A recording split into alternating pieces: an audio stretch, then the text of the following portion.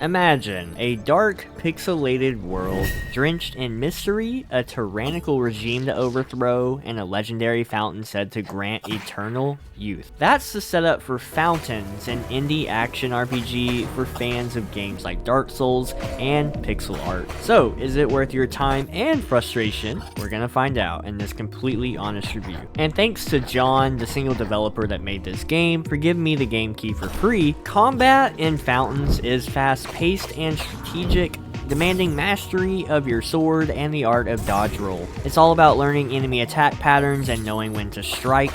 While you can boost your stats and gain new abilities with rings and tools, the combat system primarily revolves around the sword. Personally, I think a little variety, like a spear, shield, or something different, would have added more depth. But even as it stands, the gameplay is challenging and rewarding. Magic is also an option, but it's a double-edged sword. Since your magic and healing both share the same resource, water, you'll often find yourself choosing between a powerful spell or saving up for that much-needed heal. For bosses, magic felt underwhelming compared to the raw effectiveness of swordplay. The difficulty ramps up gradually, which is perfect for players new to this style of game. Fountains, the game's checkpoints, are perfectly spaced out in my opinion. They're not too far apart to feel punishing, but far enough to keep you motivated. And here's an important tip: the game doesn't have a traditional leveling system.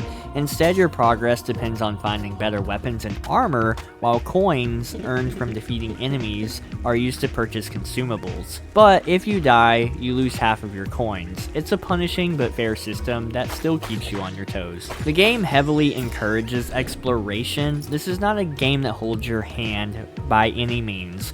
The map slowly unfolds as you traverse the interconnected world, and trust me, it's much bigger than you'd expect. As you progress, shortcuts open up, making backtracking and navigation much more manageable. Just another note, the game doesn't automatically mark shopkeepers or important NPCs on your map.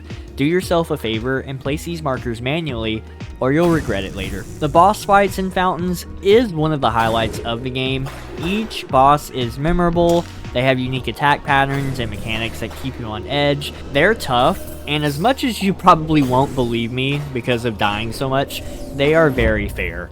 And figuring out their attack patterns is really satisfying, as it is frustrating. Expect to die a lot. I'm pretty sure the last 3 bosses of the game, I fought each of them for an hour. But every victory does feel really worth it and rewarding, and I get to be like, yeah, take that, trash, after I beat them. The lore in the game is immersive and follows a similar style to Dark Souls. You piece together the history of this war-torn empire through exploring and subtle storytelling. NPCs are not only interesting but enhance the game's charm, and there is the message system, which is clearly inspired by Dark Souls, that lets you leave notes for other players. It's a brilliant feature that fosters a sense of community and inside joke humor. Visually, it's just really fun to look at. The pixel art captures the dark fantasy vibe really well. It blends haunting landscapes with intricate details. It's minimalistic but effective, and the soundtrack does complement the gameplay. From a technical standpoint,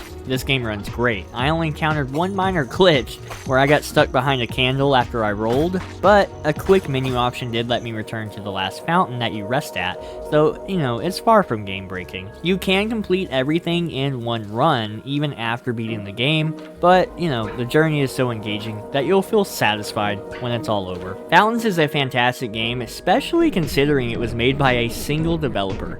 It's challenging, immersive, and full of moments that stick with you, like turtle racing. Yep, you heard that right. Turtle racing. While there are parts of me that wish the combat had a bit more variety and that the magic system was like a teeny bit more balanced, these are minor gripes in an otherwise stellar experience. If you're a fan of the Dark Souls style gameplay and appreciate pixel art, this is one fountain that is definitely worth diving into. Did something catch your eye, or do you still have questions? Leave a comment below and I'll get back to you. Don't forget to like and subscribe for more reviews like this one. Click this video or this playlist to view all of my recent game reviews, and as always, keep gaming and stay awesome.